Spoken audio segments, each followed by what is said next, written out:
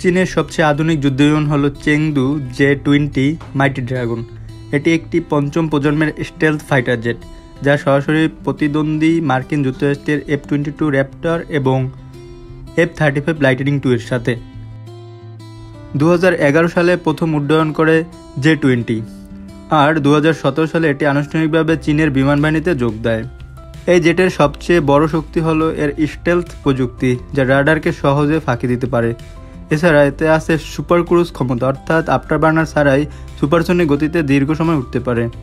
এর সর্বোচ্চ গতি প্রায় ম্যাক 2.0, প্রতি ঘন্টায় প্রায় 2470 কিলোমিটার। এই বিমান বিভিন্ন ধরনের অস্ত্র ও মিসাইল বহন করতে পারে। J-20 অভ্যন্তরীণ বোমা এবং ডানার নিচে শক্তিশালী মিসাইল বহন করা যায়।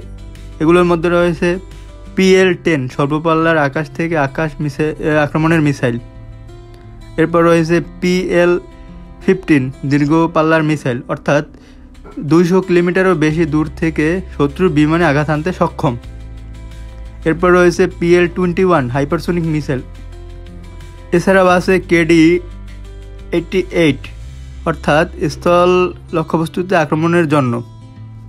এছাড়া আছে প্রিসিশন গাইডেড বোম এবং সম্ভাব্য অ্যান্টি শিপ মিসাইল।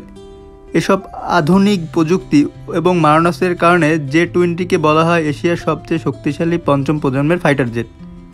চীন আজকে তাদের আকাশ প্রতিরক্ষার মেরুদণ্ড হিসেবে J-20 ব্যবহার করছে।